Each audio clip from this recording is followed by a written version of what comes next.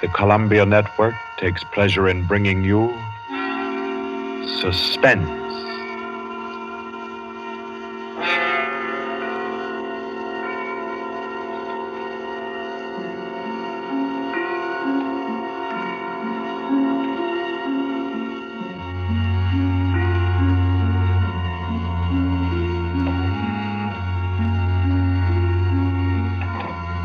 Suspense. Columbia's parade of outstanding thrillers, produced by William Spear and scored by Bernard Herrmann. Notable melodramas from stage and screen, fiction and radio, presented each week to bring you to the edge of your chair, to keep you in suspense.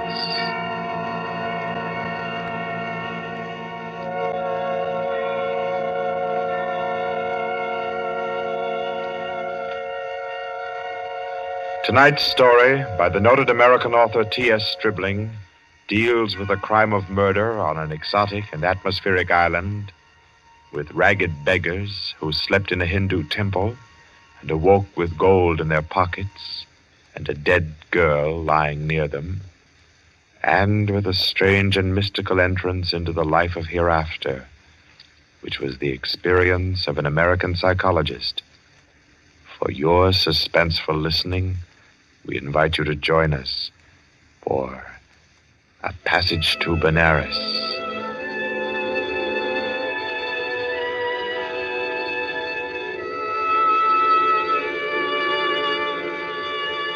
In Porto, Spain, in Trinidad, at 5:30 in the morning, Mr. Henry Poggioli, an American psychologist, stirred uneasily, became conscious of a splitting headache, opened his eyes in bewilderment, and then, with a shock, saw where he was. He got up, arranged his clothing. He tried with his neat psychological mind to recapture his dream, to bottle up again the little smoking wisps that still floated about within his aching head. By 7 o'clock, he had found his way back to the house of Mr. Lowe, his host in Port of Spain. Lowe was already about his coffee, with an interested spoon poised above the morning paper. Ah, there you are. Good morning, Poggioli. I say, you are quiet. Didn't hear you get up at all. Have some breakfast? Oh, thanks. I've been out for a breath of air. What's the news today? Well, the new governor will arrive in Trinidad on the 12th, and, hello. Another native's killed his wife. Tell me, Poggioli, as a psychologist, why do coolies kill their wives? Oh, for various reasons, I imagine. Let's hear some of the facts. Oh, I say, this is a coincidence. Really putting on a show for you, Poggioli, on your first visit to Trinidad. How so? Well, you remember that wedding procession you and I watched last evening down at the Hindu temple? The temple? Oh, of course, the cream-colored little bride with the breastplates and the linked gold coins and the anklets and all the finery. Mm-hmm. And the bridegroom. What'd you say his name was? Budman Lal? Yes. Well, do you know what's happened? Budman Lal is in jail this morning, and his cream-colored little bride is dead, with her throat cut. No. Do they think he did it? No doubt of it. That's why he's in jail now. He always seemed like a sensible fellow, too. One of our best patrons. Which only proves my contention, Poggioli. A bridegroom of only 6 or 8 hours killing his wife without any reason at all. Oh, there's usually some reason for murder. Maybe. But I say, old boy, you're missing the point completely. How? Well, suppose you actually had gone and slept in the temple there last night. You wanted to, you know, remember? And I said, no white man ever stays all night in a coolie temple. You remember? Yes, I remember. You said it simply isn't done. Well, if you had, Poggioli, I say, that would have been a pretty kettle, wouldn't it? Yes. Yes. Well, I'm afraid I'll be mixed up in this. Both Mr. Lal and his uncle Hiradas are clients of mine. Old Hiradas has upwards of $5 million in my bank. Hiradas? Didn't you tell me he built that temple where the murder took place? Yes. It's what the Hindus call a temple and rest house. Hiradas gives rice and tea to any traveler who comes in for the night. It's an Indian custom to help mendicant pilgrims. A rich Indian will build a temple and rest house just as you Americans erect libraries. Ah. What does it say there about the murder, though? Budman Lal, nephew of the famous Mr. Hira Das, was arrested early this morning at his home for the alleged murder of his wife, whom he married yesterday. The body was found at 6 o'clock this morning in the temple where the wedding ceremony took place. The temple attendants gave the alarm. The victim's head was severed completely from her body, and all her jewelry was gone. 5 coolie beggars who were asleep in the temple when the body was discovered were arrested. They all claimed ignorance of the crime, but a search of their persons revealed that each beggar had a piece of the bride's jewelry and a coin from her necklace. Mr. Budman Lal and his wife were seen to enter the temple at about 11 last night for the Hindu rite of purification. Mr. Lal, who is a prominent curio dealer, declines to say anything further. Doesn't tell you very much, does it? Not much. What do you make of those beggars? Oh, that's simple enough. Those devils laid in wait inside the temple until the husband went out and left his wife. Then they murdered her and divided the spoil. But she had enough bangles and geegaws to give a dozen to each man. Yes, you're quite right, Pajoli. That's a fact. Why should they continue sleeping in the temple after they'd killed her if they did murder her? Well, why shouldn't they? They knew they'd be suspected, and they couldn't get off the island without capture, so they thought might as well lie down again and go back to sleep. You may be right, Lo, but that doesn't look like the solution to me. Well, I'm satisfied that's how it occurred. You mean the beggars killed her? Mm-hmm. Well, I don't think so. I rather fancy that the actual murderer took the girl's jewelry and went about the temple thrusting a bangle and a coin in the pockets of each of the sleeping beggars to lay a false scent. Oh, come now. That's laying it on a bit too thick, Pajoli. My dear Lo, that's the only possible explanation for the coins in the beggars' pockets. I say, oh, boy, you've had lots of experience in these things. Come along with me, and we'll go up and see Mr. Hira Das and see if we can't help his nephew. I'll be glad to. But we'll go to the temple first. Then we'll call on Mr. Hira Das.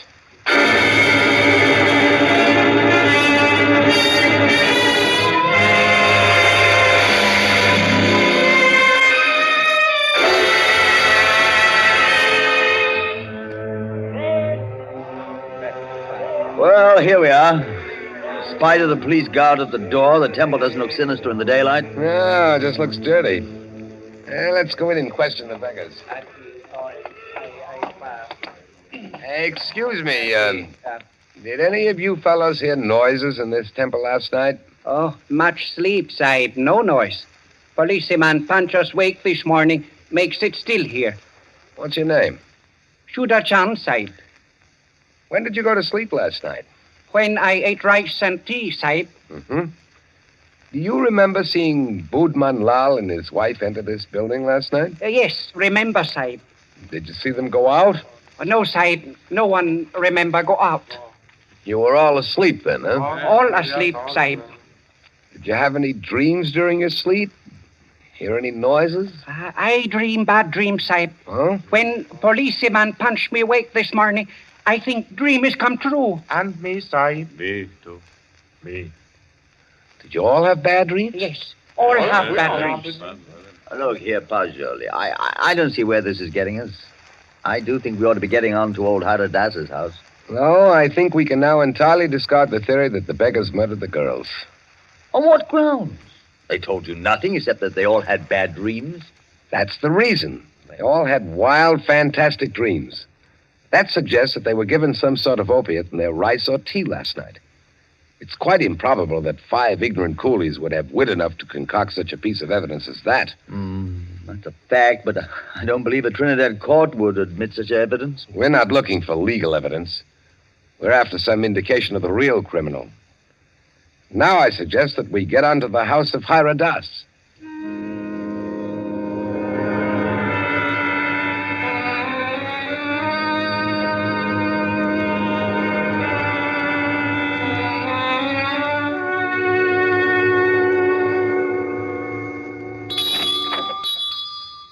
Please come in, gentlemen. I've been expecting you. Please be seated. Thank you. Thank you. A most mysterious murder, and the life of my poor nephew will depend upon your exertions, gentlemen. Tell me, what do you think of the beggars that were found in the temple with the bangles and coins? Well, I'm afraid my judgment of the beggars will disappoint you, Mr. Haradas. Huh? My theory is that they're innocent of the crime. Really? Why do you say that? Because they told me of dreams they had. And all their dreams were very nearly identical. You are not English, sir. No Englishman would have thought of that. No, I'm American with a backlash sprinkling of Italian. My name's Paggioli. What is your profession, Mr. Paggioli? You are a detective? No, Mr. Das. I'm a psychologist. Ah, your soul is at least groping after knowledge. However, it gropes as a blind worm, Mr. Paggioli, and we must find the criminal who committed this crime, and thus restore my nephew Budman Lal to liberty. You can imagine what a blow this has been to me after I arranged this marriage for my nephew. You did... Arranged a marriage for a nephew who was in his 30s? Yes, Mr. Paggioli. I wanted him to avoid the pitfalls into which I fell. Ah. He was unmarried, and he'd already begun to add dollars to dollars. I did the same thing. And now, look at me. An empty old man in a foreign land. What good is this house where men of my own kind can't come and sit with me, and when I have no grandchildren to romp and play? No. I've piled up dollars and pounds. I've eaten the world, Mr. Paggioli, and found it bitter. Now here I am, an outcast. And why don't you go back to India, Mr. Haradas? Why, Mr. Paggioli, my mind is half English. If I should return to Benares, I'd walk about thinking what the temples cost. How much was the value of the stone set in the eye of Krishna's image? If I would ever be one with my own people again, Mr. Paggioli, I must leave this Western mind and body here in Trinidad. That's very interesting and moving, but we were discussing your nephew, Budman Lal. Wait. In searching for the criminal, I would suggest you look for a moneyed man. Let me tell you my suspicions, and you can work out the details. What are they? I went out to the temple this morning to have the body of my poor murdered niece brought here to my villa for burial. I talked to the 5 beggars, and they told me there was a 6th sleeper in the temple last night. Was there indeed? Yes, Mr. Lowe, a white man. A white man? Yes, Mr. Lowe. All 5 of the coolies and my man, Gupta, told me it was true. But, Mr. Haradas, decapitation is not an American mode of murder. American? I was speaking generally. I mean, a white man's method of murder. That is indicative in itself. I meant to call your attention to that point. It shows the white man was a highly educated man who had studied the mental habits of other peoples than his own. So he was enabled to give the crime an extraordinary resemblance to a Hindu crime. But what motive could a white man have? Possibly robbery, Mr. Paggioli. Or if he were a very intellectual man, he might have murdered the poor child by way of experiment. A murder for experiment? Yes, Mr. Lowe. To record the psychological reaction. Why, I can't entertain such a theory as that, Mr. Haradas. Oh, no. It is too far-fetched. However, it is worth investigating, is it not? Yes, but I'll begin my investigations with the man Guka. By all means, Mr. Paggioli. And in your investigations, gentlemen, hire any assistance you may need. Draw on me for any amount. I want my nephew exonerated, and above all things, I want the real criminal apprehended and brought to the gallows.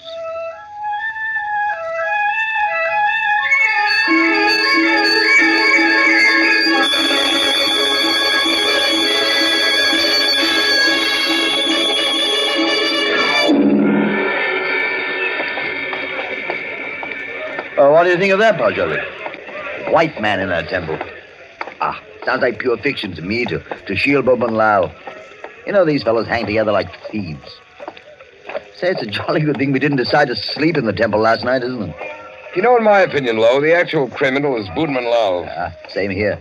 I've thought so ever since I first saw the account in the paper. Somehow these fellows will chop their wives to pieces for no reason at all. Lo, what do you know about Budman Lal? Well, he was born here and has always been a figure because of his rich uncle. Lived here all his life? Except when he was in Oxford for 6 years. Oh, he's an Oxford man, huh? Yes. There you are. That's the trouble. I don't understand. What do you mean, Pajoli? Well, no doubt he fell in love with some English girl, but when old Hiradas chose a Hindu child for his wife, Budman couldn't refuse marriage. No man's going to quarrel with a $5 million legacy. And then he chose this ghastly method of getting rid of the child bride. I dare say you're right. I feel sure Budman Lal killed the girl.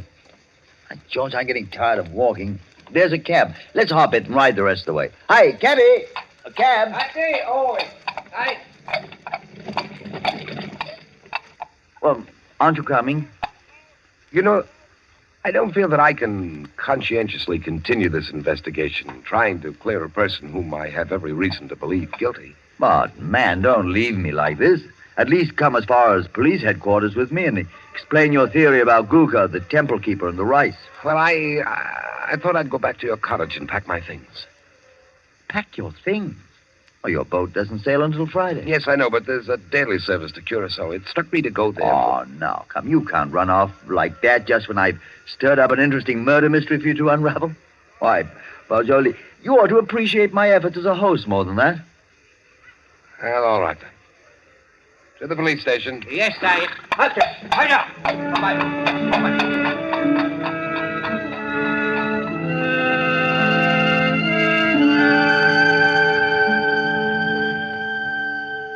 Chief Vickers, this is my friend, Mr. Pajoli. Mr. Pajoli, Mr. Vickers is chief of Trinidad's police force. How do you do? How do you do? Chief Vickers, I've asked Mr. Pajoli's counsel in the Budman Lal murder case. He's already developed a theory as to who is the actual murderer of Mrs. Budman Lal. So have I. Now, in this matter, Chief Vickers, I want to be perfectly frank with you. I'll admit we're in this case in the employ of Mr. Hiradas and are making an effort to clear his nephew, Budman Lal.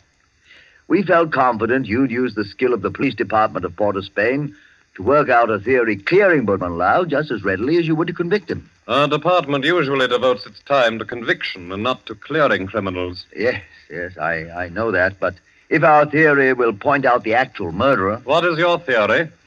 Mr. Pajoli's deduction is based on the dreams of the men who were found in the temple. So Mr. Pajoli's deduction is based on dreams. It would be a remarkable coincidence, Mr. Vickers, if 5 men had lurid dreams simultaneously without some physical cause. It suggests strongly that their tea or rice was doped. Now, if you find out what soporific was used, then have your men search the sales record of the drugstores in the city to see who has lately bought such a drug. You will find the murderer. Uh-huh. How do you like Trinidad, Mr. Pajoli?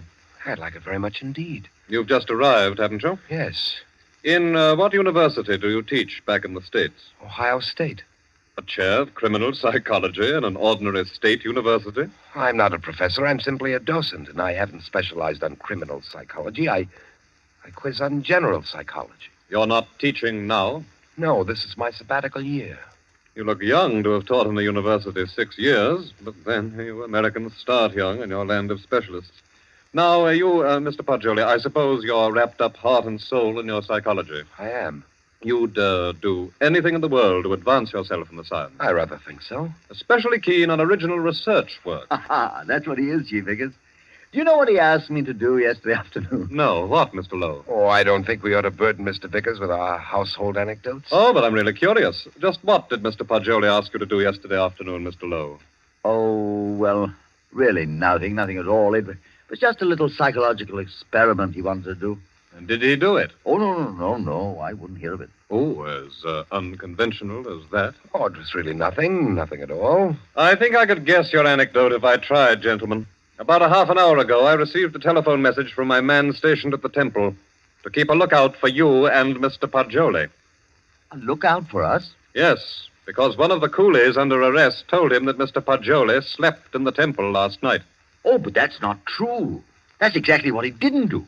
He suggested it to me, but I said no. You remember, Paggioli, you didn't do it. Did you, Paggioli? Did you? You see, he did. Gentlemen, I had a perfectly valid and important reason for sleeping in the temple last night, and so I can only ask your sympathetic attention to what I'm about to say. Go on. You remember, Lo, you and I were down there watching a wedding procession. Well, just as the music stopped and the procession entered the building, suddenly it seemed to me as if they'd vanished. Naturally, they'd gone into the building. No, I don't mean that. I'm afraid you won't understand what I do mean. That the whole procession had ceased to exist, melted into nothingness. You see, that's really the idea on which the Hindus base their notion of heaven. Oblivion, nothing. Yes, I've heard that before. Well, our medieval Gothic architecture was the conception of our Western heaven, and I thought perhaps the Indian architecture had somehow caught the motif of the Indian religion, suggested nirvana. That's what amazed and intrigued me. That's why I wanted to sleep in the place. I wanted to see if I could further my shred of impression. Does that make any sense to you, Mr. Vickers? We are not interested why you went, Mr. Paggioli. We know a murder took place in the temple. You can't think that I committed a horrible murder as an experiment. You intellectual chaps do some pretty weird things, Mr. Paggioli. Why, only the other day I was reading about two young intellectuals. What? Yes, these fellows I read about also tried to turn an honest penny by their murder. I don't suppose you happened to notice yesterday that the little bride, Maila Ran, was almost covered with gold bangles and coins? Of course I noticed it. But I had nothing whatever to do with her. I did sleep in the temple. By the way, you say you slept on a rug just as the coolies did. Yes, I did. And you didn't wake up either, Mr. Paggioli? No. Then did the child's murderer happen to put a coin and a bangle in your pockets, just as he did the other sleepers in the temple? I don't know. I haven't looked in my pocket since then. Then please do so now, Mr. Paggioli. Oh, yes. Here they are, Mr. Vickers. You don't happen to have any more, do you? No. I've already been through all my pockets, and I haven't any more. Well, that's something. Of course, you might have expected just such a questioning as this and provided yourself with these 2 pieces of gold, but I doubt it. Somehow, I don't believe that you're an experienced enough man to think of such a thing. However, we shall see. I suppose you have no objection, Mr. Paggioli, to my accompanying you over to have a little search of your baggage in Mr. Lowe's cottage?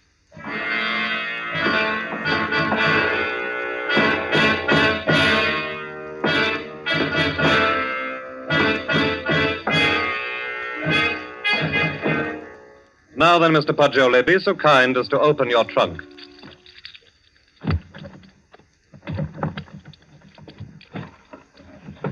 Good heavens. Mm-hmm. Just as I thought. A trunk tray full of bangles and coins. I'll say one thing for you, though, Mr. Paggioli. Your nerve almost got you by. But you can't believe that I did it. No. You don't believe I did this, do you? I don't. In your trunk, Paggioli. If I did it, I was sleepwalking. God, to think that it's possible that right here in my own Well, trunk. we might as well start back, I suppose. This is all. I'll go back with you, Paggioli. I'll see you through. Somehow I can't. I won't believe you did it. Thanks. You know, Paggioli, you set out to clear Boatman Lal, and, well, dash it all, it looks as if you have. No, he didn't. Budman Lal was out of jail at least an hour before you fellows came into police headquarters to see me. Out? You mean that you turned him loose? Yes.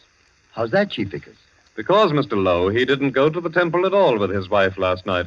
He went down to Queen's Park Hotel and played billiards till 1 o'clock. He called up a few friends and proved that easily enough. My word, that leaves nobody but... Yes, Paggioli. I don't know anything about it. If I did commit the murder, I was asleep. I don't know anything about it. That's all I can say. I don't know anything about it. Perhaps arrest and jail will help restore your memory. Well, we'll see. Come now, Paggioli, old man. Don't be too downhearted. I promise you, I'll do everything I can. In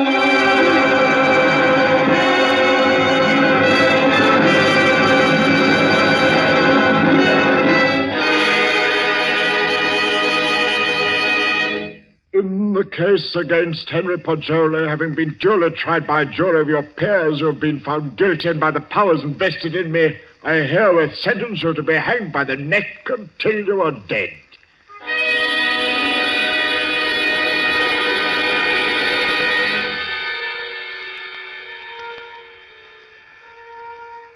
To recall a lost dream is the most tantalizing task ever a human brain was driven to. But if I lie still long enough on this bunk, perhaps I can recapture the dream I had in the temple last night. Yes.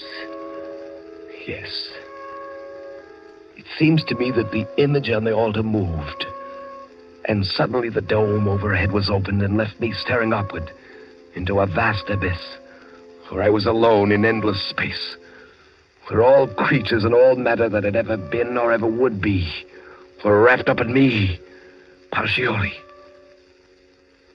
That was my dream.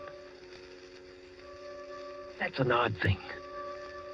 6 men dreaming the same dream in different turns. There must be a physical cause for such a phenomenon. Of course! I've got it! Vickers! Flo! I have it! I've solved it! Get me out of here! I know who killed the girl!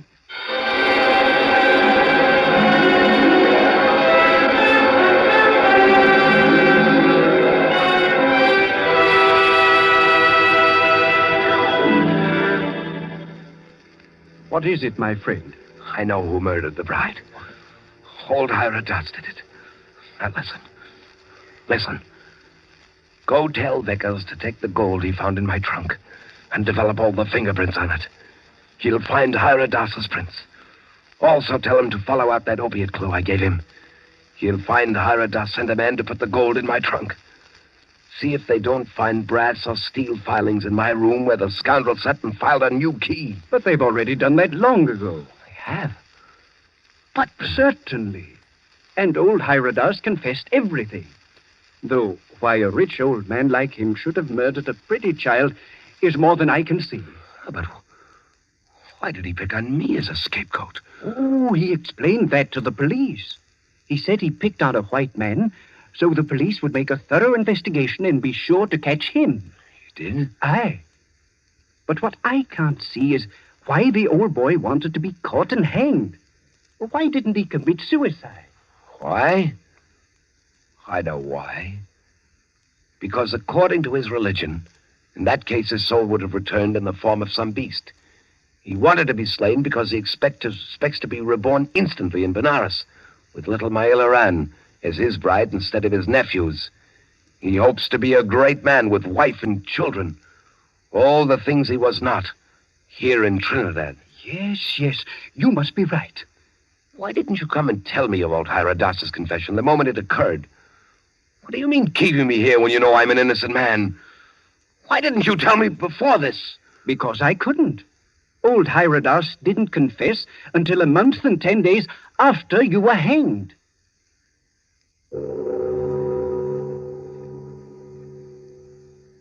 So ends A Passage to Benares, T.S. Stribling's tale of mysterious death and death mysterious. This was tonight's story of Suspense. Suspense is produced by William Spear. John Dietz was our guest director this evening. Tonight's radio drama was written by Carol Case and scored by Bernard Herrmann. Paul Stewart was Poggioli, Barry Kroger was Mr. Hyradas, and Horace Brem played Mr. Lowe.